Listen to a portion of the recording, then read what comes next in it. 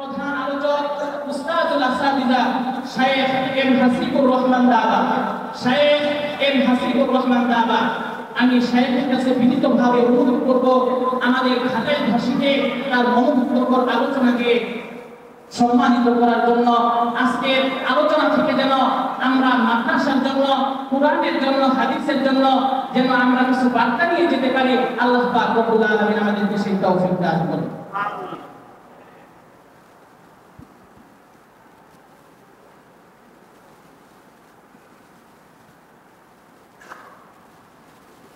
السلام عليكم ورحمة الله وبركاته.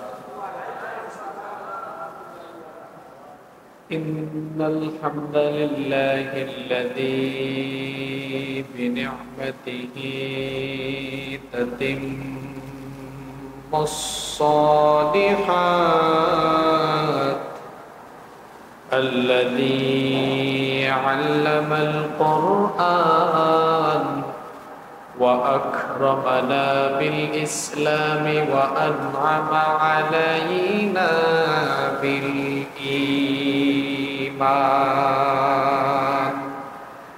نستغفره ونتوب إليه وأشهد أن لا إله إلا الله وحده لا شريك له وأشهد أن سيدنا وسندنا وحبيبنا وطبيبنا وطبيب أرواحنا محمدا عبد الله ورسوله أرسله بالحق بشيرا ونذيرا وداعيا إلى الله بإذنه وسراجا وقمرا منيرا. أما بعد فقد قال الله تعالى في كلامه المجيد وفي فرقانه الحميد. أعوذ بالله من الشيطان الرجيم. بسم الله الرحمن الرحيم. ألف لام را. كتاب أنزلناه إليك لتخرج الناس من الظلمات إلى النور. وقال تعالى في شان حبيبه إن الله وملائكته يصلون على النبي يا أيها الذين آمنوا صلوا عليه وسلموا تسليما. اللهم صل على محمد وعلى آل محمد كما صليت على إبراهيم وعلى آل إبراهيم إنك حميد مجيد. اللهم بارك على محمد وعلى آل محمد كما باركت على إبراهيم وعلى آل إبراهيم إنك حميد مجيد. ربي زدني علما ربي زدني علما رب اشرح لي صدري ويسر لي أمري واحلل عقدة من لساني يفقه قولي سبحانك لا علم لنا إلا ما علمتنا إنك أنت العليم الحكيم صدق الله العظيم বাংলাদেশের ঐতিহ্যবাহী টাঙ্গাইল জেলার ঘাটাইল উপজেলার ঐতিহ্যবাহী দ্বীনি বিদ্যাপীঠ আল হাদি ইন্টারন্যাশনাল হিফজুল কোরআন মাদ্রাসা এর শুভ উদ্বোধন এবং হিফজ সমাপনী ছাত্রদের পাগড়ি প্রদান উপলক্ষে আয়োজিত আজকের এই ওয়াজ মাহফিলের মোহতারাম শ্রদ্ধাভাজন সভাপতি, বিশিষ্ট আলেমে দ্বীন, বিশিষ্ট সমাজসেবক ও রাজনীতিবিদ, সাগরদিঘি ইউনিয়ন পরিষদের স্বনামধন্য সুযোগ্য সুদক্ষ চেয়ারম্যান জনাব হাফিজ মাওলানা হাবিবুল্লাহ বাহা আতালাল্লাহু আমরাহু ওয়া বারাকাল্লাহু ফি হায়াতিহি, আমরা সকলে বলছি আমিন। আজকের এই মাহফিলের সম্মানিত সহসভাপতি, ৬ নং কালিয়া ইউনিয়ন পরিষদ ৫ নং ওয়ার্ডের সাবেক মেম্বার জনাব আলহাজ বিল্লাল হোসেন, প্রধান অতিথি জনাব মোহাম্মদ দুলাল হোসেন, উদ্বোধক জনাব গিয়াসউদ্দিন মাহমুদ, বিশেষ অতিথি জনাব মোহাম্মদ শহীদ মিয়া, পৃষ্ঠপোষক জনাব এস.এ. দুলাল, এবং আমার ডান পাশে বসে আছেন অত্র মাদ্রাসার সম্মানিত প্রতিষ্ঠাতা, এই এলাকার সর্বজন শ্রদ্ধেয় ব্যক্তিত্ব, বিশিষ্ট আলেমে দ্বীন, বিশিষ্ট ইসলামী চিন্তাবিদ ও শিক্ষাবিদ, অসংখ্য আলেমের উস্তাজ, ফুলমালির চালা ফজরগঞ্জ আলিম মাদ্রাসা এর মোহতারাম প্রিন্সিপাল, আমাদের মাথার তাজ, আমাদের শ্রদ্ধেয় হযরত মাওলানা আব্দুল কাদের হাফিজাহুল্লাহ ওয়া রাআহ, আল্লাহ তাআলা ওনাকে হায়াতান তাইয়্যিবা সিহাতান কুল্লিয়া দান করেন, আমরা সকলে পড়ি আমিন।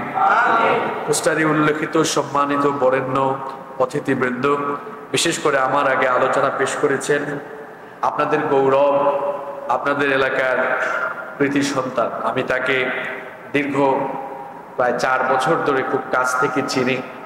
অত্যন্ত মেধাবী এবং অত্যন্ত কর্মঠ, পরিশ্রমী, আপনাদেরই কৃতি সন্তান, আপনাদেরই ছেলে, আপনাদেরই ভাই, আপনাদেরই কারো ভাতিজা।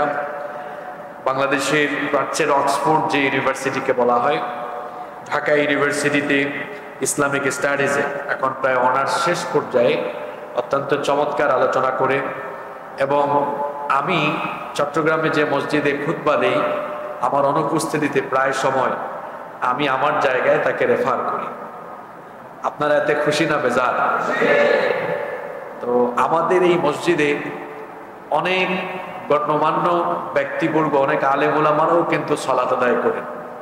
কলেজ ইউনিভার্সিটির অনেক শিক্ষকরাও নামাজ আদায় করেন। সেখানে তিনি অনেকবার খুতবা দিয়েছেন। তার মানে তাকে আমরা অন্যভাবে মূল্যায়ন করি। আপনাদের সন্তান হিসাবে আপনারা এতে খুশি না বেজার? আমরা দোয়া করছি হাফেজ মাওলানা শেখ মাহমুদুল হাসান হাফিজাহুল্লাহ ওয়া রাআহ আতালাল্লাহু উমরাহ ওয়া বারাকাল্লাহু ফি হায়াতিহি ওয়া ইলমিহি, আল্লাহ তাআলা তার হায়াতের মধ্যে, ইলমের মধ্যে, আমলের মধ্যে বারাকা দান করেন। কোরআন সুন্নাহর গবেষক, আলেম হিসেবে, দাঈ হিসেবে আল্লাহ তাকে কবুল করে গোটা পৃথিবীতে মুসলিম উম্মার কল্যাণে তার অর্জিত জ্ঞানকে কাজে লাগাবার তৌফিক এবং যোগ্যতা আল্লাহ যেন দান করেন, আমরা বলি আমিন।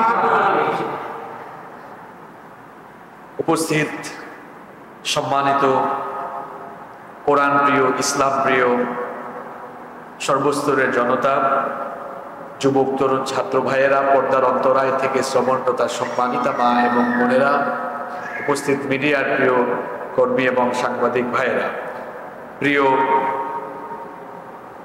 জোরদিঘি, ঘাটাইল তথা টাঙ্গাইলবাসী, আপনারা সবাই কেমন আছেন? আলহামদুলিল্লাহ, আমিও আল্লাহর রহমতে ভালো আছি। এত বৃষ্টি আজকে সারা দেশে একযোগে বৃষ্টি হচ্ছে, প্রচন্ড এই বৃষ্টি। এই প্রতিকূল আবহাওয়াকে উপেক্ষা করে আপনারা আজকে আয়োজন করবেন, এটা আমার কাছেও অপ্রত্যাশিত ছিল। আমি ভেবেছিলাম হয়তো আজকে প্রোগ্রাম হবে না, কিন্তু আপনারা এই প্রচন্ড প্রতিকূল পরিবেশে বৃষ্টি স্নাত আবহাওয়া উপেক্ষা করে আপনারা আজকের এই সুন্দর আয়োজনকে আঞ্জাম দিয়েছেন, এবং আপনারাও বাড়ি থেকে বের হয়ে এই কোরআনের মাজমায় সমবেত হয়েছে। আমরা যারা এই প্রতিকূল আবহাওয়াকে উপেক্ষা করে আল্লাহর কোরআনের টানে এখানে ছুটে এসেছি, যিনি আমাদেরকে তৌফিক দিলেন, সেই রবের জন্য শুকরগুজার হয়ে কালিমাতুশ শুকর আদায় করছি, আলহামদুলিল্লাহ। দুরূদ এবং সালাম প্রেরণ করছি সর্বকালের সর্বযুগের সর্বশ্রেষ্ঠ মহামানব নবিয়ুনা ওয়া সাইয়্যিদুনা ওয়া কুদওয়াতুনা মুহাম্মাদুর রাসূলুল্লাহ সাল্লাল্লাহু আলাইহি ওয়াসাল্লামের প্রতি, যাকে আল্লাহ তাআলা আমাদের হিদায়াতের জন্য প্রেরণ করেছেন। আল্লাহুম্মা সাল্লি আলাইহি আল্লাহুম্মা বারিক আলাইহি। সম্মানিত উপস্থিতি, আজকে এই যে আল হাদি ইন্টারন্যাশনাল হিফজুল কোরআন মাদ্রাসার কয়েকজন হাফেজ ছাত্রকে আমরা পাকড়ে দিলাম, এরা তো আপনাদের এই এলাকারই সন্তান। এতে আপনারা খুশি না বেজার? এখানে যাদের সন্তানাদি রয়েছে, অনেকে আছেন নাতি নাতনিও পেয়ে গিয়েছেন, অনেকের ছেলে মেয়ে আছে যারা এখন অবিবাহিত, তারাও সামনে পাবেন ইনশাআল্লাহ। আল্লাহ যেন তাদেরকে নেককার আওলাদ দান করেন। এই যে সন্তান সন্ততি, এটি হচ্ছে মহান রবের দেওয়া অফুরন্ত নেয়ামত। এই সন্তানগুলোকে জন্মের পরে আদর্শ মানুষ হিসেবে গড়ে তোলা, নৈতিক মূল্যবোধ সম্পন্ন আদর্শ দিনদার মুমিন হিসেবে তাকে গড়ে তোলা, এটি আপনি বাবা হিসেবে এবং যারা পর্দার আড়াল থেকে শুনছেন মা বোনেরা যারা আছেন মা হিসেবে, এটা তাদেরও দায়িত্ব।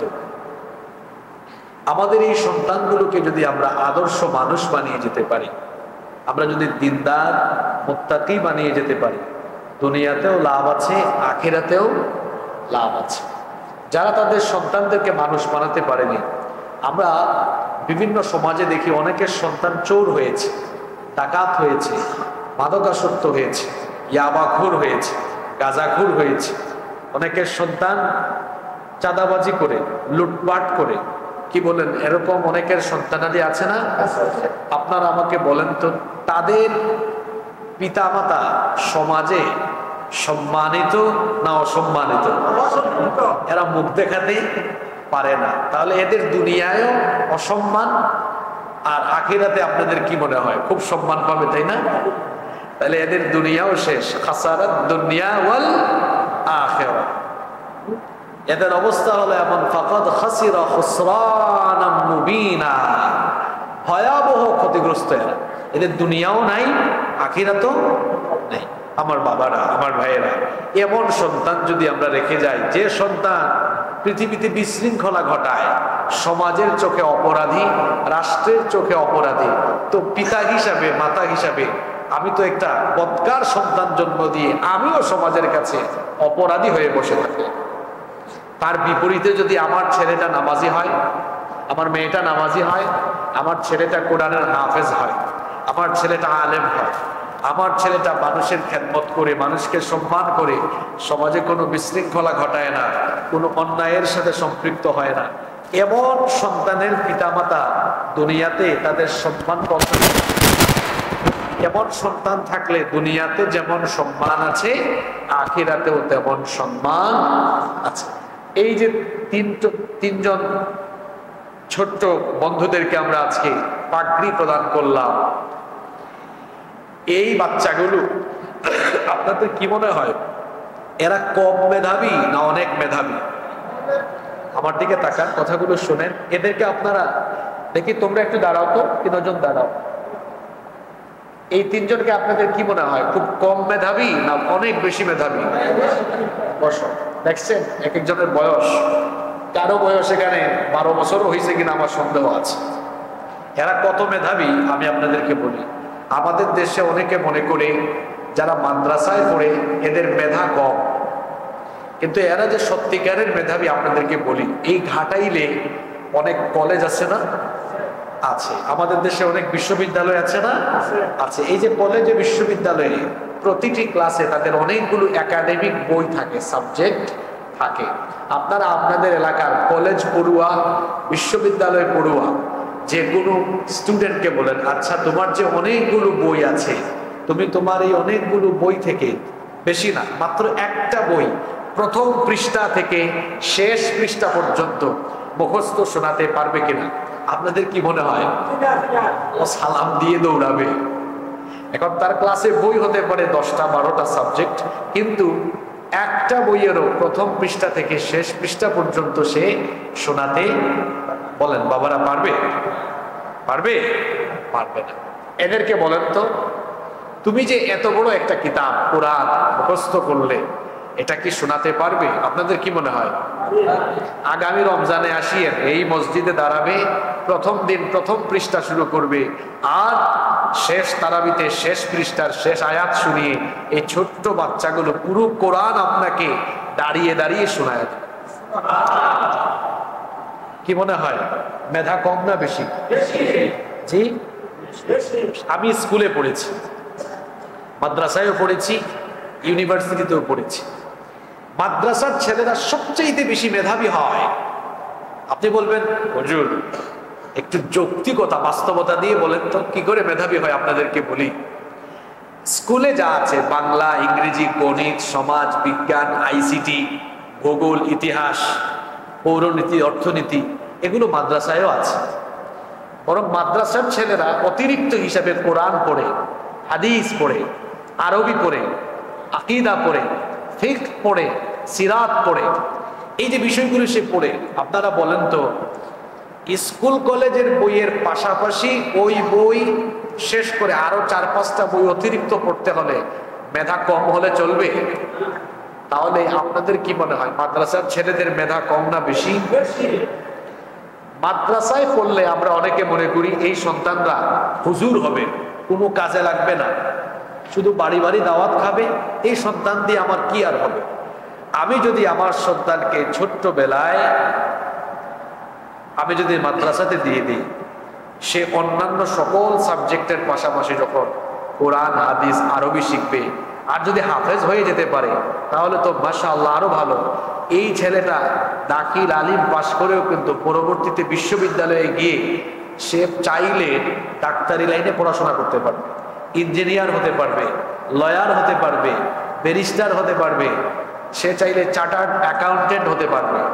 কিন্তু স্কুলে পড়ে এরপরে ইউনিভার্সিটিতে গিয়ে আপনারা বলেন তো সেই যে সময়টা ফেলে গেল, সে কি আর কোরআন, হাদিস, আরবি এগুলা শেখার সুযোগ আছে? তাহলে লাভ কোনটা? লাভ কোনটা?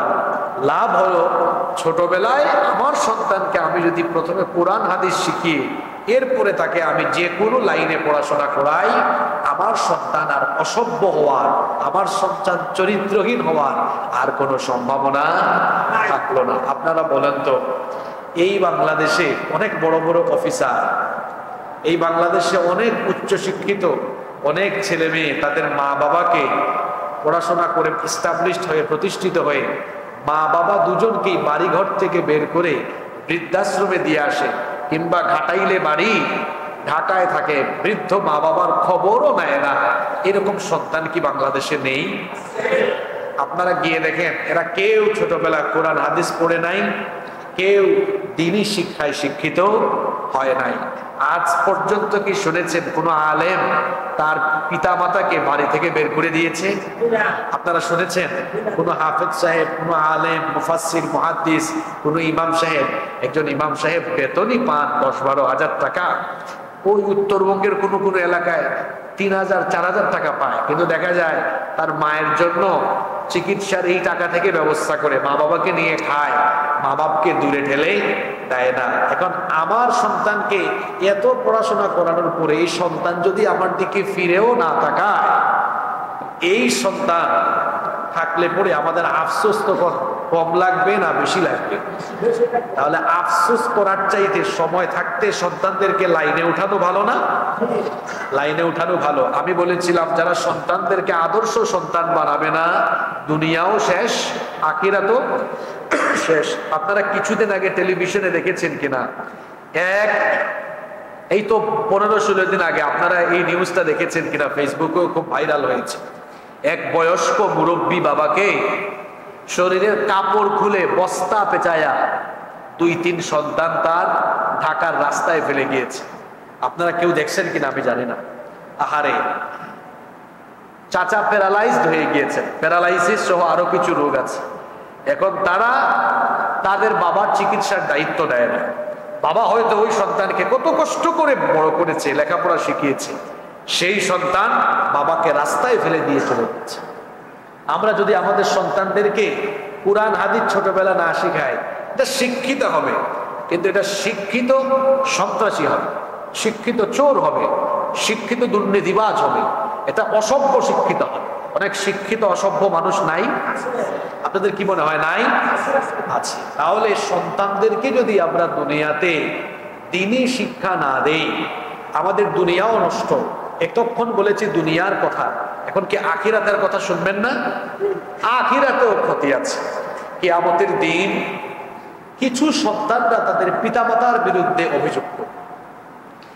কিয়ামতের ময়দানে কিছু সন্তানাদি তাদের পিতামাতার বিরুদ্ধে আল্লাহর কাছে অভিযোগ পেশ করবে। তারা তখন বলবে, আল্লাহ তাআলা কোরআনে কারিমে বলছেন, রব্বানা আরিনাল্লাযাইনি আদাল্লানা মিনাল জিন্নি ওয়াল ইনস। তারা বলবে, হে আল্লাহ, মানুষ এবং জিনদের মধ্য থেকে যারা আমাদেরকে পথভ্রষ্ট করেছিল তাদেরকে আমাদের সামনে হাজির করো। তারা বলবে, হায় আল্লাহ, আমার পিতামাতা আমাকে সঠিক পথে পরিচালনা করার জন্য সঠিক গাইডলাইন দিয়ে জ্ঞান অর্জনের সঠিক রাস্তা আমাকে দেখায় নাই।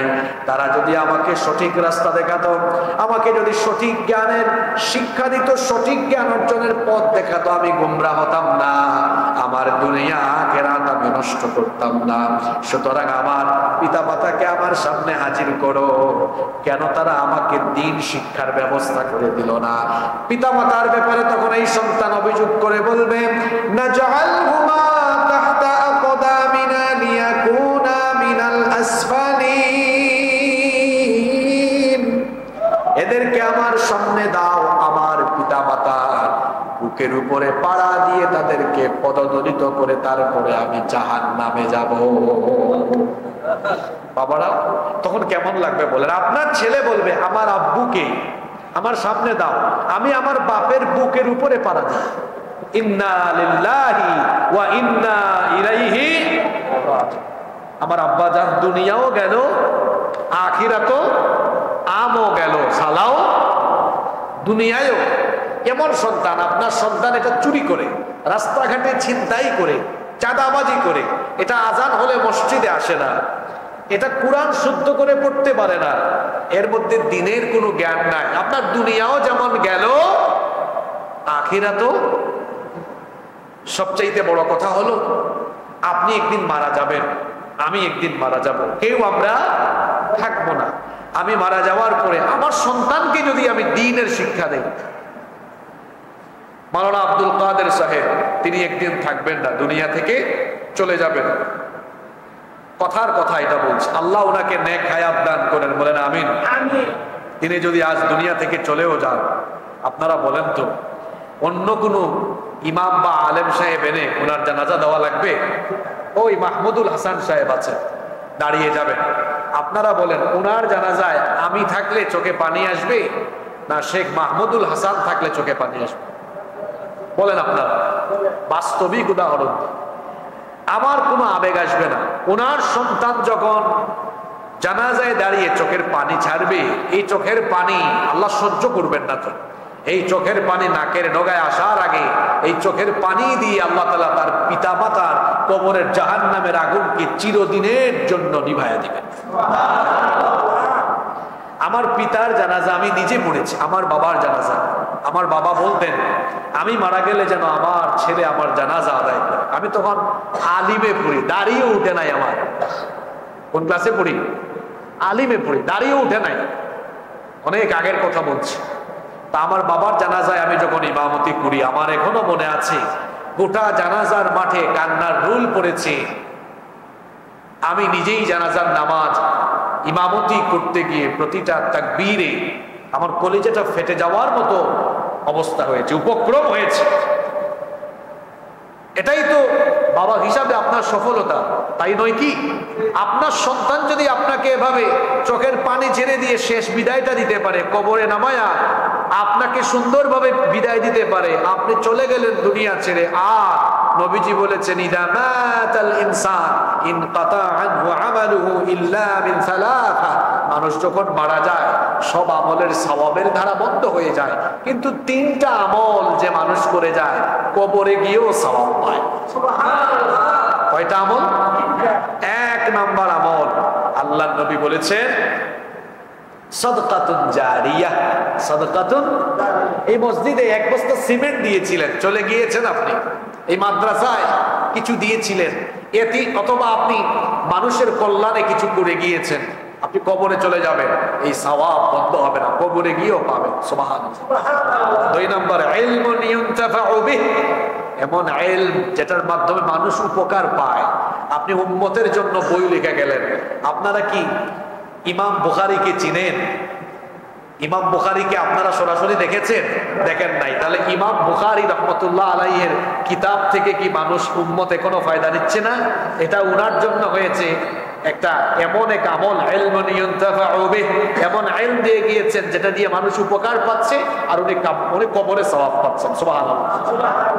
আর আরেকটা হলো ওয়ালাদুন সালিহুন ইয়াদউ লাহু, নেককার সন্তান, যে সন্তান তার পিতামাতার জন্য দোয়া করে। কি সুন্দর দোয়া, রব্বিরহামহুমা কামা রাব্বায়ানি সগীরা। পড়েন, রব্বিরহামহুমা কামা রাব্বায়ানি সগীরা। এত সুন্দর দোয়া, রব্বিরহামহুমা, হে রব আমার পিতা মাতার উপরে রহম করো। কিরকম? কামা রাব্বায়ানি সগীরা, হে রব যেরকম ছোট্টবেলায় আমার পিতামাতা আমাকে স্নেহ মমতা আদর ভালোবাসা দিয়ে লালন পালন করেছে, তুমিও এখন আমার পিতামাতাকে তোমার রহমত আর দয়ার কুলে তুমিও আমার মা বাবাকে লালন পালন করো। সুবহানাল্লাহ। এই দোয়াটা সন্তান করবে। এই সন্তানকে যদি অমানুষ বানায়া যান, এ দোয়া করা দূরের কথা, এটা পশ্চিম দিকে উষ্টা খায়াও করবে না। উষ্টা বুঝেন? এই জোর দিঘি ঘাটাইলে অনেক মানুষ কবরস্থানে ঘুমিয়ে আছে, তাদের সন্তান তাদের কবরের কাছেও যায় না, মসজিদেও